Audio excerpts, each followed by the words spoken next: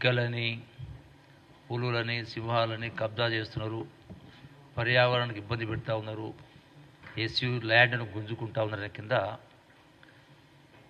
ముఖ్యంగా BRS BJP నాయకులు చాలా తపనపడుతూ ఉన్నారు. బాధ వాస్తవాల్ని మరుగున పెట్టి రాజకీయ పబ్బం గడుపుకోవడం కోసం ఈరోజున వాళ్ళకున్నటువంటి మీడియా ద్వారా, సోషల్ మీడియా ద్వారా, వాళ్ళ బాకా పత్రికల ద్వారా ప్రచారం చేస్తూ ఉన్నారు. వాస్తవంగా ఒకటి వాస్తవం, సర్వే నంబరు 25 కంచగచ్చిబౌలిలో 2324 ఎకరాల 5 గుంటల భూమి. ఈ భూమిని ఆనాటి ప్రధానమంత్రి గారు 1975లో హైదరాబాద్ సెంట్రల్ యూనివర్సిటీకి ఈ భూమిని పొజిషన్ ఇవ్వడం జరిగింది. అయితే ఈ భూమి టోటల్గా కంచె అంటేనే యాక్చువల్గా గ్రేజీ ల్యాండ్, అంటే పశువుల మీద కోసం ఉంచేటువంటిది గ్రేజీ ల్యాండ్ అంటారు. అంటే ప్యూర్గా గవర్నమెంట్ ల్యాండ్. రెవెన్యూ రికార్డ్స్లో కూడా గవర్నమెంట్ ల్యాండ్ అనే ఉంది. ఫారెస్ట్ అనేది ఎక్కడా లేదు. లేని దాన్ని ఫారెస్ట్లో ఉందన్నట్టుగా, ఫారెస్ట్ ఏదో కబ్జా చేస్తున్నట్టుగా మాట్లాడుతూ ఉన్నారు. ఇది పూర్తిగా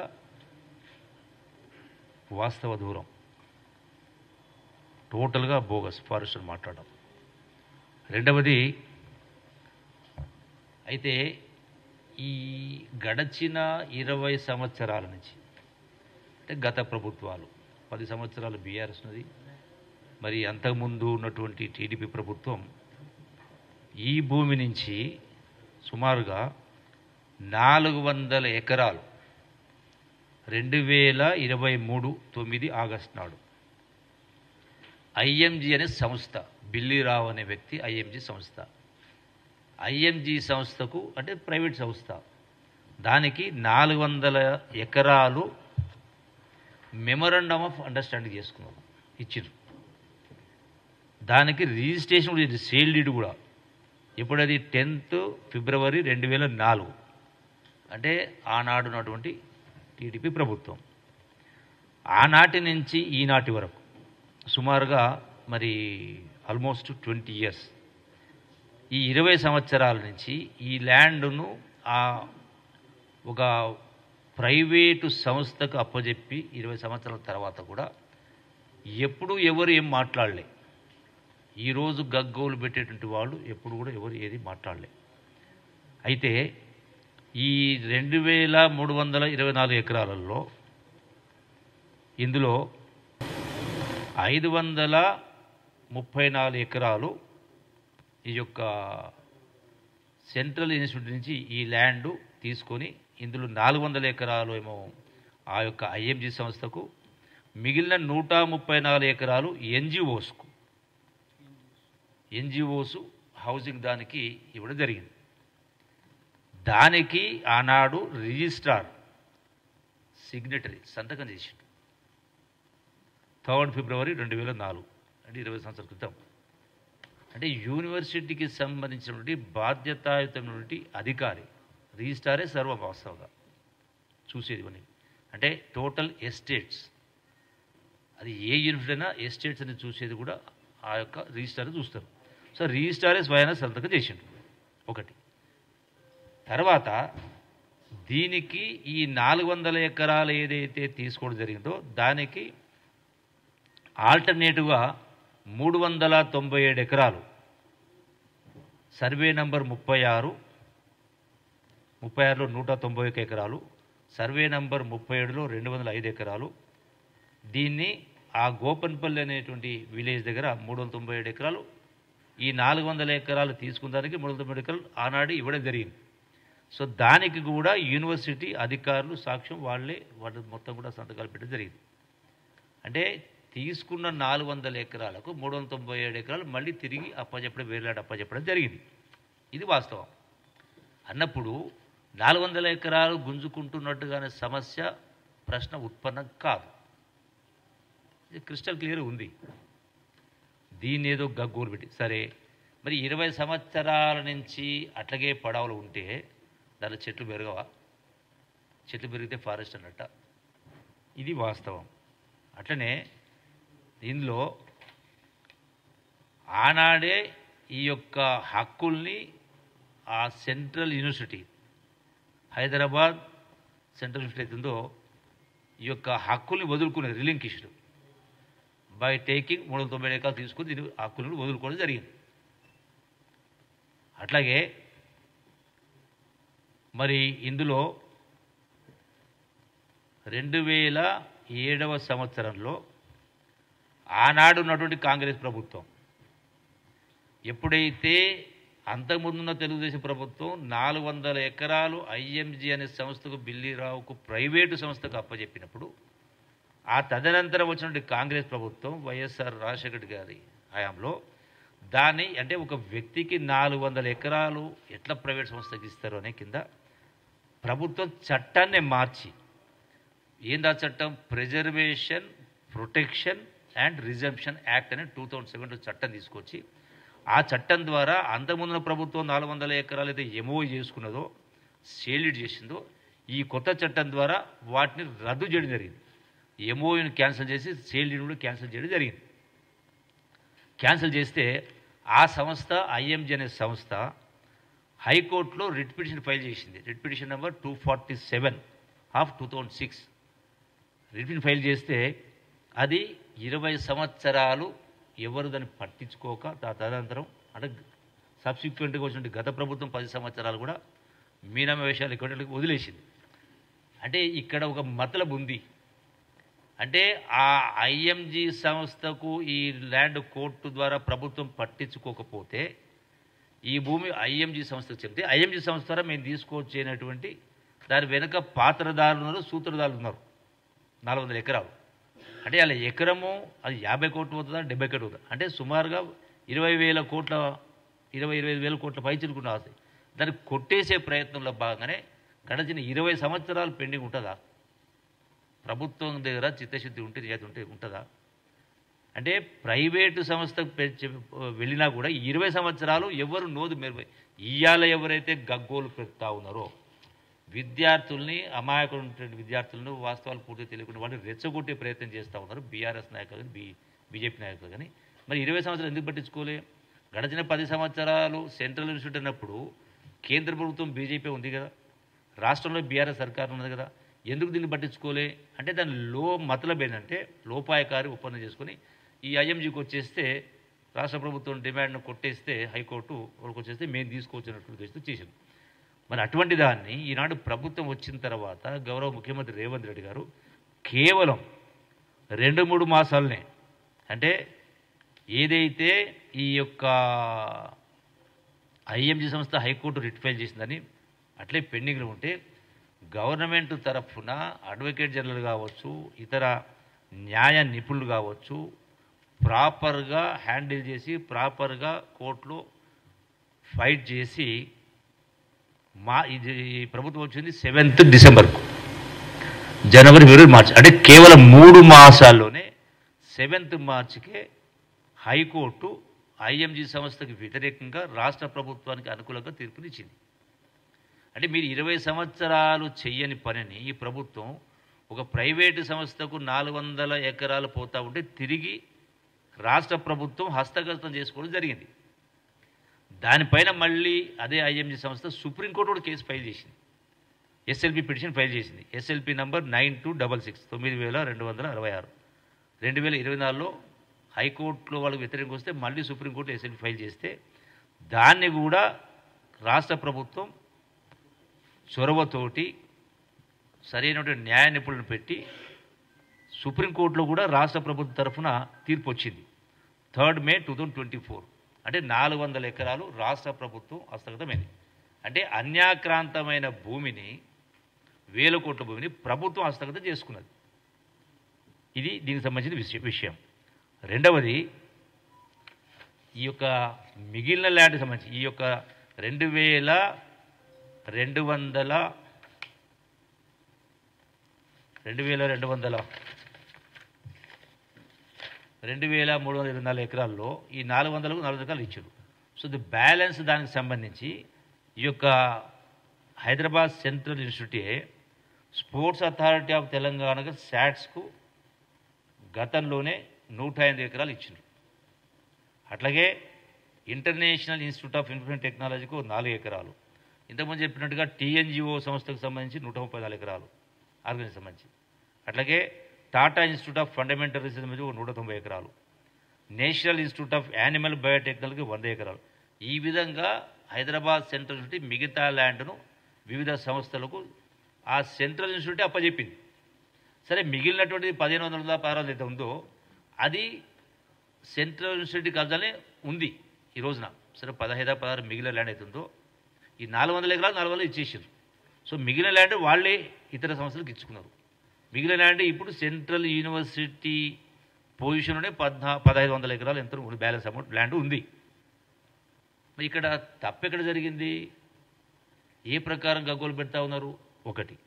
రెండవది, అసలు ఎందుకోసం ప్రైవేట్ సంస్థకు పోతున్నామో మీరేం బాధపడలే, అని పట్టించుకున్న పాపన పోలే, లోపాయకార రూపం చేసుకుని కొట్టేసే ప్రయత్నం చేసింది. దాన్ని పసిగట్టి ప్రభుత్వం ముఖ్యమంత్రి రేవంత్ రెడ్డి గారు చొరవ తీసుకొని 3 మాసాల్లోనే రిజల్ట్ తీసుకొచ్చి ప్రభుత్వ హస్తగతం చేసుకోవడం జరిగింది. దేనికోసం చేస్తాం? దీన్ని టీఎస్ఐఐసికి అంటే తెలంగాణ స్టేట్ ఇండస్ట్రియల్ ఇన్ఫ్రాస్ట్రక్చర్ కార్పొరేషన్కు రాష్ట్ర ప్రభుత్వం ఈ 400 ఎకరాలు ఆ సంస్థకు అప్పచెప్పింది. దేనికోసం అంటే రాష్ట్ర ప్రభుత్వ సంస్థ. దేనికోసం? ఉదాహరణకు ఇప్పుడు హైటెక్ సిటీ ఉంది.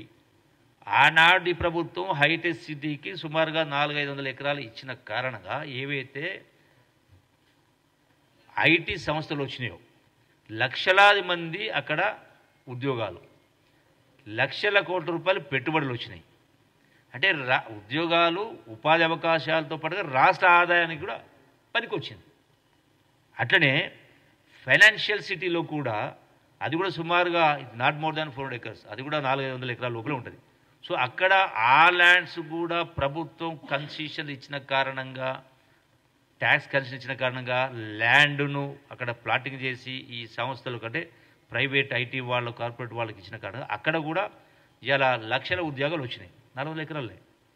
అంటే ఉద్యోగ ఉపాధి అవకాశాలతో పాటుగా రాష్ట్ర ఆదాయం పెంచడం కోసం తీసుకున్న గత ప్రభుత్వం అంటే నిర్ణయం తీసుకున్నాయో అదే ప్రకారం ఈ 400 ఎకరాలు కూడా ఇటువంటి అంటే ఉద్యోగాల్ని కల్పించేటువంటి సంస్థల కోసం దాన్ని ల్యాండ్ ప్లాటింగ్ చేసి చేయడం మూలాన రాష్ట్ర ప్రభుత్వానికి ఈ చర్యలు చేపట్టడం కారణంగా లక్షలాది మందికి ఉద్యోగాలు, ఉపాధి అవకాశాలు కల్పించడంతో పాటుగా రాష్ట్ర ఆదాయం పెరిగే కార్యక్రమం జరుగుతుంది. చెయ్యాలి కూడా. చెయ్యకపోతే తప్పు పట్టాలా? ఎందుకంటే ఈ రోజు ఉన్నటువంటి రాష్ట్ర ఆర్థిక పరిస్థితి ఇలా రాష్ట్రాన్ని అప్పుల పాలు చేసి ఇల్లు గుల్ల అంటాం కదా, ఖజానా ఖాళీ చేసినటువంటి ప్రభుత్వాల నాయకులే ఈనాడు పెడబొబ్బలు పెడుతూ ఈ ప్రభుత్వం ఏదో తప్పు చేస్తూ ఉన్నట్టుగా మాట్లాడడం అనేది చాలా దురదృష్టకరం. అంటే బాధ్యత రాహిత్యంగా మాట్లాడేటువంటి కార్యక్రమం ఇది కరెక్ట్గా. రెండవది, ఇక్కడ గ్రీన్ కవర్ అంటా ఉన్నారు, గ్రీన్ కవర్ అనే కింద. సో గ్రీన్ కవర్ తీసుకుంటే ఈ రోజున 1500 ఎకరాలు, ఇప్పుడు మీరైతే జింకలు ఉన్నవి, నెమలు ఉన్నాయి అంటున్నారో 1500 ఎకరాలు ఉంది కదా, ఉందా లేదా? ఉంది కదా. అంటే ఆ 1500 ఎకరాల ఉన్న జింకలు మొత్తం ఈ 400 ఎకరాలకు వస్తున్నాయా?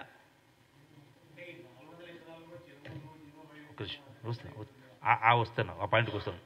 ఈ 400 ఎకరాలున్న చెరువు కానీ, అక్కడ ఉన్నటువంటి మష్రూమ్ రాక్ కానీ, వాటర్ పని దేన్ని కూడా ముట్టే కార్యక్రమం జరగదు. దాన్ని టచ్ కూడా చేయటం లేదు. ఎందుకంటే ఏదైతే లేఅవుట్ చేస్తే దానికి లంగ్ స్పేస్కి ఏదైతే ఉంటుందో వాటికే వాడుతూ ఉన్నాం. మళ్ళీ ఇలా ఒక్కటి కూడా అటువంటి కార్యక్రమం చేయడం జరగదు, చేయడం లేదు. ఇది ఏదో ఊహించుకుంటా ఉన్నారు. ఒకవేళ అట్లా ఊహించుకుంటే మళ్ళీ ఇన్ని దశాబ్దాల నుంచి హైదరాబాద్లో ఉన్నటువంటి ట్యాంక్స్, చెరువులు కానీ రకరకాల అన్యాక్రాంతం జరిగి అడ్డగోలుగా పరిగణించి కాసులు కక్కుర్తాయి, ఎన్ని కబ్జాలైనాయి, ఎన్ని డ్యామేజ్ అయినాయి, వాటన్నిటిని రెస్టోర్ చేస్తుంది ప్రభుత్వం. సరే, హైడ్రా కావచ్చు, ఇంకోటి కావచ్చు. అంటే వాటిని పునరుద్ధరించే కార్యం చేస్తున్నప్పుడు ప్రభుత్వం దీనిలో ఉన్నటువంటి చెరువును ఒకటో రెండు చెరువు ఉంటే దాన్ని కబ్జా చేస్తారా? అంటే మీనింగ్లెస్ ఆర్గ్యుమెంట్.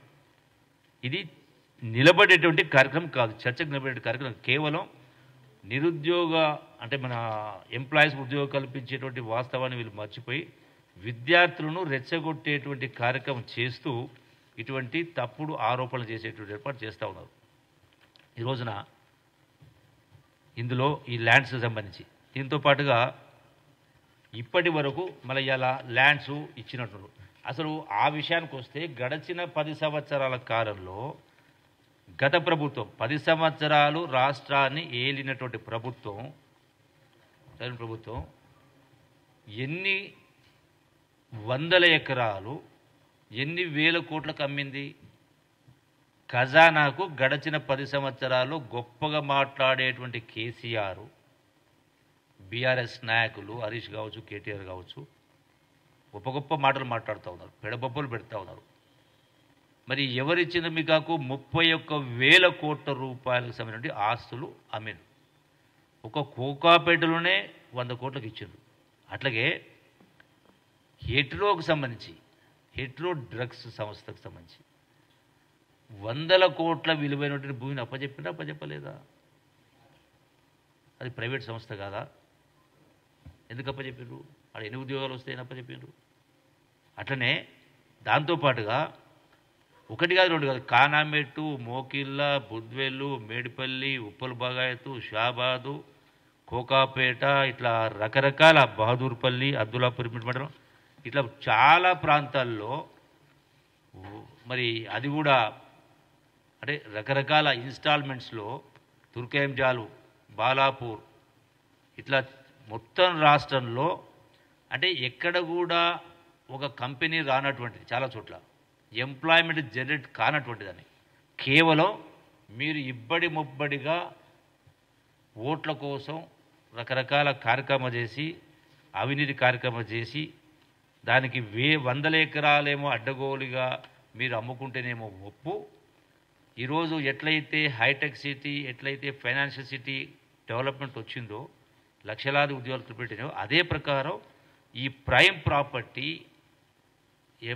ఏదైతే ఐఎంజీకి 400 ఎకరాలు సుమారుగా 25 వేల కోట్ల పైన వచ్చే ఆదాయాన్ని మీరు ఒక వ్యక్తికి పోతే సంస్థకు అప్పచెప్తే 20 ఏళ్ళు మీరు పట్టించుకోకపోతే దాన్ని బ్యాక్ తీసుకొని ఇలా రాష్ట్ర ప్రభుత్వానికి మేలు జరిగే పద్ధతిలో ఉద్యోగ ఉపాధి కల్పిస్తూ ఉంటే మీరు ఏ లెక్క ప్రకారం మీరు ఇటువంటి తప్పుడు ప్రచారాలు చేసేటువంటి కార్యక్రమం చేస్తూ ఉన్నారు? అంటే కేవలం పెడబొబ్బలు పెడతా ఉన్నారు. రెండవది, ఈ రోజున బీజేపీ వాళ్ళు మాట్లాడుతూ ఉన్నారు. ఇవి కాదు, చాలా ఉన్నాయి. మొత్తం టోటల్ లిస్టు కూడా మీకు ఇస్తా. ఎక్కడెక్కడ అమ్మిండ్రు మొత్తం లిస్టు గడిచిన 10 సంవత్సరాల కాలంలో మొత్తం లిస్టు మీకు కూడా ఇస్తా. 1 కాదు 2 కాదు, 1000 కోట్ల రూపాయలు. అంతెందుకు టీఆర్ఎస్ పార్టీ అంటే సోకాల్డ్ బీఆర్ఎస్ పార్టీకి ఎన్ని ఎకరాలు? 10 ఎకరాలు అనుకుంటా, 10 ఎకరాలు. సో అక్కడ వాల్యూ ఎంత ఉంది? అది కూడా కోకాపేట దగ్గరనే కదా. ఆల్మోస్ట్ ఎకరం 50 కోట్లు, 70 కోట్లు, 100 కోట్లు ఉంటుందా? 100 కోట్లు కూడా ఆక్షన్లు పోయినాయి కదా. సో 10 ఎకరాలు అంటే మరి ఆ ప్రకారం చూసుకుంటే 1000 కోట్ల ప్రాపర్టీ. అంటే ఎవడబ్బా సొమ్ము అని చెప్పని దీనికోసం ఎంతమంది వందలాది మంది బిడ్డలు ప్రాణత్యాగం చేసిన యువత అంటే మీ పార్టీ ఆస్తుల కోసం, మీ యొక్క రాజకీయ అవసరాల కోసం మరి 1000 కోట్ల రూపాయల ఆస్తిని 10 ఎకరాలు మీ పార్టీ పేరు ఎట్లా రిజిస్టర్ చేసుకుంటారు? అంటే అధికారం ఉందని చెప్పని ఇస్తారు. మీరా మాట్లాడేది? మీకు మాట్లాడే రైట్ ఉందా వీళ్ళకు ఏమాత్రం కూడా? అట్లాగే ఈ రోజున రకరకాల చాలా తెగ బాధపడ్డారు వీళ్ళ బీజేపీ వాళ్ళు. అసలు బీజేపీ కూడా ఈ రాష్ట్ర అవసరాలు, ఈ రాష్ట్రం ప్రజల యొక్క యోగక్షేమాలు కోరుకుంటుందా? సింపుల్ 2-3 ఎగ్జాంపుల్ చెప్తా. పక్కన ఉన్న ఆంధ్రప్రదేశ్ రాష్ట్రానికి ఎన్ని వేల కోట్లు ఇచ్చింది. ఇదే మరి ఉత్తరాది సంబంధించినటువంటి బీహార్, ఉత్తరప్రదేశ్కు లక్షల కోట్లు ఇచ్చింది. మళ్ళీ తెలంగాణ రాష్ట్రానికి ఎందుకు 1 రూపాయి కూడా నిలిచలే? అది వరదలు వచ్చినా, ఇతర అభివృద్ధి కార్యక్రమాలైనా, అట్లాగే పునర్విభజన చట్టంలో మరి సుమారుగా ఆల్మోస్ట్ మోర్ దాన్ 10 years అందులో ఏ ఒక్క అంశాన్ని కూడా మరి వాళ్ళు ఇప్పటిదాకా పరిష్కారం చేసిండ్రా? జాతీయ హోదా ఇచ్చిండ్రా? కాళేశ్వరం అయినా పాలమూరు ప్రాజెక్టుకైనా ఏది ఇవ్వని మీరు మరి దేశంలో గడిచిన 10 ఏళ్లలో 16 లక్షల ఎకరాల అడవిని నాశనం చేసినటువంటి అధికార బీజేపీకి ఈ గచ్చిబౌలికి సంబంధించినటువంటి 400 ఎకరాలపై మాట్లాడే అర్హత ఉందా? ఏ లెక్క ప్రకారం మాట్లాడతారు? అట్లాగే ఛత్తీస్గఢ్ రాష్ట్రంలోని హస్టియో అడవుల్లోని 10,000 ఎకరాలను ఆదానికి అప్పజెప్పినటువంటి బీజేపీ నేతలు హైదరాబాద్ లంగ్స్ స్పేస్ గురించి మాట్లాడతారా? ఈరోజున 1 కాదు 2 కాదు, అట్లనే ఇలా బీజేపీ ఎన్ని ప్రభుత్వ ఆస్తుల్ని అంటే స్వాతంత్రం వచ్చినప్పటి నుంచి ఆనాడు నెహ్రూ కాలేజీ మొదలు పెట్టుకుంటే మొదటిదాకా మన్మోహన్ సింగ్ పరిపాలన వరకు ఇలా రాష్ట్రంలో కానీ దేశంలో కానీ ఎన్ని పబ్లిక్ సెక్టార్ అండర్టేకింగ్స్, వేలాది మంది ఉద్యోగులు పనిచేస్తున్న లక్షలాది మంది ఉద్యోగులు పనిచేసే సంస్థల్ని పబ్లిక్ సెక్టార్ను ప్రైవేటు కార్పొరేషన్ కంపెనీలకు అప్పనంగా అడ్డగోలుగా అప్పచెప్తా ఉన్నారు. అంటే ఆదాయాన్ని సమకూర్చి పెట్టేటివి. ప్రపంచంలో ఎక్కడ లేని సంస్థలు ఉన్నాయి, మన దగ్గర లేవా? ఇప్పుడు బిహెచ్ఎల్, ఈసీఎల్ కావచ్చు, రకరకాలు ఉన్నాయి. అట్లాగే వైజాగ్ స్టీల్స్ కావచ్చు, ఇవన్నీ కూడా. మరి అటువంటి వాటి ఎందుకు మీరు ప్రైవేటైజ్ చేస్తున్నారు? ప్రభుత్వ ఆస్తులే కదా. ఇక్కడ 400 ఎకరాలు ప్రైవేట్ నుంచి ప్రభుత్వం హస్తగతం చేసుకొని ప్రభుత్వ నిరుద్యోగ కోసం, రాష్ట్ర ఖజానా కోసం చేస్తూ ఉంటే దీన్ని ఎట్లా తప్పుపడతారు మీరు? ఏ లెక్క ప్రకారం? కార్పొరేట్ ప్రాజెక్టులకు పర్యావరణ అనుమతులు జారీ చేయడానికి గతంలో 600 రోజులు ఉంటే ఇలా 170కి కుదించారు. అంటే పర్యావరణానికి నాశనం చేయడానికి పచ్చ జెండా ఊపినటువంటి బీజేపీ పార్టీ ఇలా 1 కాదు 2 కాదు. ఈరోజున కేసీఆర్ కూడా ఏదో కన్నీరు గారుస్తున్నాడట, ఇక బాధపడిపోతున్నాడట. ఎందుకోసం? అసెంబ్లీ చెప్పిన మళ్ళీ చెప్పిన మీరు ప్రాజెక్టుల పేరు మీద పారదర్శకంగా టెండర్ పిలిచినరా? మీ టెండర్లు పారదర్శకంగా పిలిచినరా? ఎన్ని వేల కోట్ల రూపాయలు లూటీ చేసిండ్రు? ఎన్ని వేల కోట్ల రూపాయలు అత్త సొమ్ము అల్లుడు దానం చేసినట్టుగా ఎవడబ్బ సొత్తు చెప్పని కాంట్రాక్ట్ల పాలు చేసిండ్రు మీరు? లెక్కలు లేవా? కేసీఆర్ బజార్లోకి వచ్చిన కూడా మాట్లాడగలుగుతాడా? రుజువు చూపియాలనా? అరే మీరు రాష్ట్రాన్ని, ధనిక రాష్ట్రాన్ని ఇలా అప్పుల రాష్ట్రంగా మార్చి ఇలా నెలకు 6,000 కోట్ల రూపాయలు వడ్డీ కట్టే పరిస్థితి ఈ దుస్థితి తీసుకొచ్చింది ఎవరు? మీరే కదా. మీరు నిజంగా ధనిక రాష్ట్రంగానే ఉంచుతూ ఖజానాలో 1,000 కోట్ల రూపాయల ఖజానా ఉండి ఉంటే మరి ఈ ఆస్తులు ఎందుకు అమ్మిన మీరు? 1,000 కోట్ల ఆస్తులు ఎవరి కోసం? ఇలా ఫామ్ హౌస్లో కూర్చొని ఏదో తెగ బాధపడుతున్నటువంటి కార్యక్రమం చేస్తే, ముసలి కన్నీరు గారిస్తే ఎవరు కూడా హర్షించరు. ఎందుకంటే ఈ బడ్జెట్లో రేవంత్ రెడ్డి గారి నాయకత్వంలో పట్టి విక్రమార్క గారు 62,786 కోట్లు వ్యవసాయం కోసం బడ్జెట్లు పెట్టించారు. అంటే దీనికి బాధపడి ఏడుస్తూ ఉన్నారా? అట్లాగే 3.04 లక్షల కోట్ల బడ్జెట్లో 20% నిధులను రైతులకు కేటాయించేందుకు బాధపడతా ఉన్నారా? అట్లాగే వరి సాగులో మీ హయాంలో కంటే కూడా ఎక్కువ ధాన్యాన్ని నెంబర్ 1గా దేశంలో ఇలా ప్రొడక్షన్ జరిగింది, అంటే వరి ధాన్యం. అట్లాగే మీరు చెయ్యని పని మీరు 10 సంవత్సరాలు చేయండి 21,000 కోట్ల రూపాయలు రైతులకు రుణమాఫీ చేసినందుకైతే చాలా అంశాలు ఉన్నాయి. సన్న బియ్యానికి, సన్న వడ్లకు 500 రూపాయలు బోనస్ ఇచ్చినందుక, ఇట్లా చాలా అంశాలు ఉన్నాయి. అందుకనే ఇవన్నీ కూడా ఒకటే, కేవలం వీళ్ళ ఏడుపంతా, వీళ్ళ గగ్గోలంతా కూడా రాజకీయ పబ్బం గడుపుకోవడం కోసం బురద జల్లే కార్యక్రమం చేస్తూ బట్టగాల్చి మీదేసే కార్యక్రమం తప్ప సింపుల్ ఒకటే సూత్రం. ఇలా అన్ని మొత్తం కాయిదాలు ఉన్నాయి, చట్ట ప్రకారం రూల్స్ ప్రకారం ఉన్నాయి. వాళ్ళకి అప్పచెప్పేది ఆ హైదరాబాద్ సెంట్రల్ యూనివర్సిటీ ల్యాండ్ను ఒక్క ఇంచు కానీ ఒక సెంటు కూడా ఈ ప్రభుత్వం తీసుకోవడం లేదు, తీసుకోవాల్సిన అవసరం కూడా లేదు. ప్రైవేటు పరమైన దాన్ని వాపసు తీసుకుంటా ఉన్నాం, ప్రజా అవసరాల కోసం ఉపయోగిస్తూ ఉన్నాం. అసలు ఎక్కడ కూడా అటువంటి అంటే ఇవేమో వాస్తవాలు. ఇప్పుడు ఏం చేస్తున్నారు, ఈ నెలలో 10 లక్షల మందితోటి బీఆర్ఎస్ మీటింగ్ పెడతారట. అంటే ప్రజలు అమాయకులు కాదు కదా. ఎంత ఖర్చు అవుతుంది? 10 లక్షల మంది జనాభాతో మీటింగ్ పెట్టాలంటే ఎన్ని వందల కోట్లు ఖర్చు పెట్టాలి? ఎక్కడికి వెళ్ళి వచ్చింది సంపద? ఎక్కడికి వెళ్ళి వచ్చింది సంపద? ఇలా బీఆర్ఎస్ పార్టీ డిపాజిట్ ఎంత ఉంది? జాతీయ పార్టీ అంటే జాతీయ పార్టీలకు లేనంత సంపద బీఆర్ఎస్ పార్టీ ఖాతాలో మురుగుతూ ఉంది. అంటే 1500 కోట్ల సుమారు, అంటే 1515 కోట్లు. ఏం కష్టం చేసిందమ్మా? ఏం చెమటోడిచిందా? మీరేదో ఆ ఎలక్షన్ అప్పుడు గతంలో తెలంగాణకు దిగకుండా ముందు ఆ సందర్భంలో ఏదో బస్తాలు మోసినట్టుగా, ఏది మిర్చీలు వేసినట్టుగా, బజ్జీలు వేసినట్టుగా, అంటే ఇది చేస్తేనే మీకు 10,000 కోట్లు వచ్చిందా? అట్లా వస్తాయంటే మేము కూడా అందరూ చేస్తాం కదా, మాకు కూడా మరి 10,000 కోట్లు మా పార్టీ కూడా వస్తాయి కదా. అన్నీ జాతీయ పార్టీ మరి రాష్ట్ర పార్టీకి ఎంత ఉంది? రాష్ట్ర పార్టీ ఎంత ఉంది? మరి 100 సంవత్సరాల కాంగ్రెస్ పార్టీకి మరి 10 కోట్లు కూడా లేవు చక్కగా, మీకు 10,000 కోట్లు ఎట్టు వచ్చినాయి? అందుకనే చెప్పేదానికి పెడబొబ్బలు పెట్టేదానికి వాస్తవానికి చాలా వ్యత్యాసం ఉంది, చాలా అఘాతం ఉంది. భూమికి ఆకాశానికి వ్యత్యాసం ఉంది.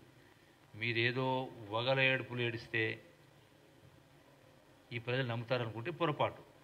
అందుకే నా విజ్ఞప్తి యువత కూడా, ఏది చేసినా నిరుద్యోగ యువతీ యువకులకు ఉపాధి అవకాశాల కల్పన కోసం, పెట్టుబడులు రావడం కోసం, ఉద్యోగాలు కల్పించడం కోసం, రాష్ట్ర ఆదాయం పెరగడం కోసం చేస్తున్నటువంటి కార్యక్రమం తప్ప ఎందుకు కోపం ఉంటుంది విద్యార్థులపైన? వాళ్ళను రెచ్చగొట్టే ప్రయత్నం చేస్తూ ఉన్నారు. కాబట్టి ఇప్పటికైనా పొరపాటున కూడా ఈ రాజకీయ నాయకులు ఏదో బీఆర్ఎస్ కానీ బీజేపీ కానీ వాళ్ళ మాటలకు మీరు బోల్తా పడద్దు. ఈ పేపర్స్ని ఒకసారి పరిశీలన చేయండి. నిన్న ఆల్రెడీ మా బట్టి విక్రమార్క గారు, ఇతర సహచర మంత్రులు కూడా దీనిపైన స్పష్టంగా, దుద్దిల శ్రీబాబు కావచ్చు, అట్లాగే పొంగులేటి శ్రీనివాసులు గారు కావచ్చు, మాట్లాడినారు. 100% వాస్తవాలు. ఇవన్నీ కాయిదాలు చదవండి, చూడండి. మీరు వాళ్ళ రాజకీయ లబ్ధి కోసం మిమ్మల్ని పావులుగా వాడుకుంటా ఉన్నారు. దీన్ని దయచేసి అర్థం చేసుకోమని విద్యార్థులకు విజ్ఞప్తి చేస్తూ ఉన్నాం. ఒకటి హర్షించాలా, ప్రైవేటు సంస్థకు చెందిందని వాపసు తీసుకొని ప్రభుత్వం వాడుతూ ఉన్నాం. Thank you.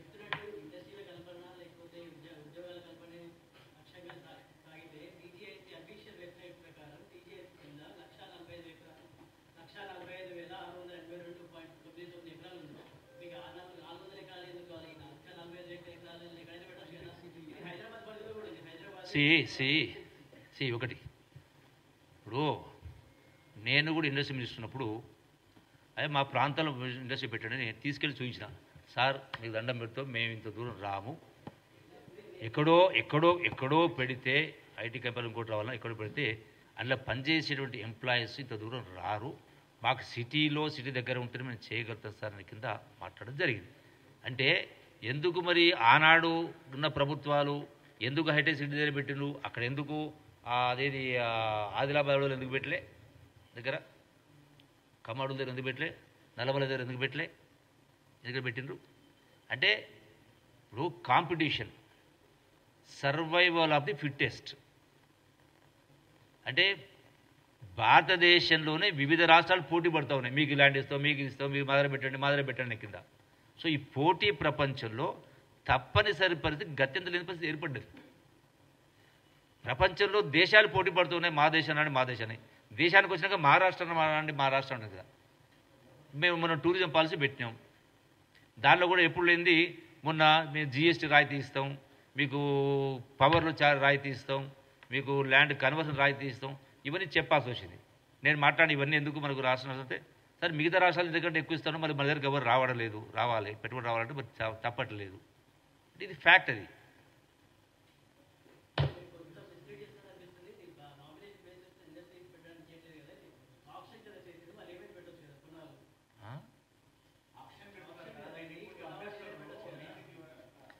ఆక్షనే పెడతారు, అలాట్మెంట్ చేస్తారు. ప్రాసెస్ ఇలా కొత్తగా గత ప్రభుత్వాలు చేసిన దానికంటే బెటర్గా ఎక్కువ ఉద్యోగాలు వచ్చినట్టుగా, రాష్ట్రానికి ఎక్కువ ఆదాయం వచ్చినట్టుగా, అది పేద ప్రజలకు సంక్షేమ పథకాలకు వాడేదానికి చేస్తాం.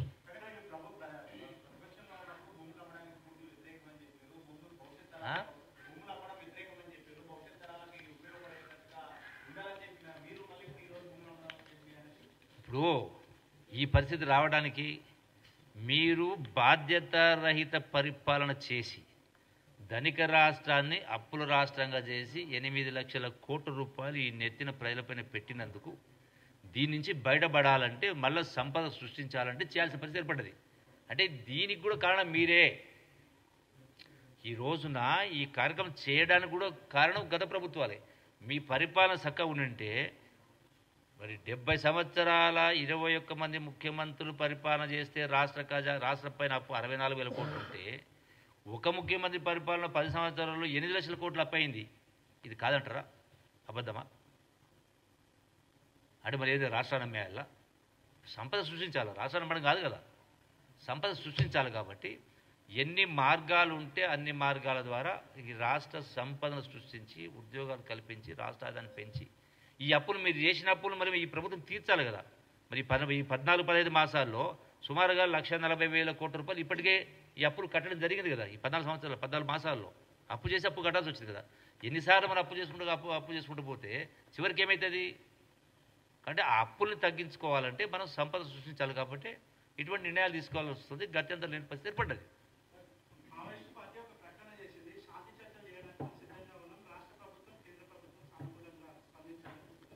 సరే, ఆ అంశానికి సంబంధించి ఇప్పుడు మనం ఈ అంశం గురించి మాట్లాడుతూ ఉన్నాం.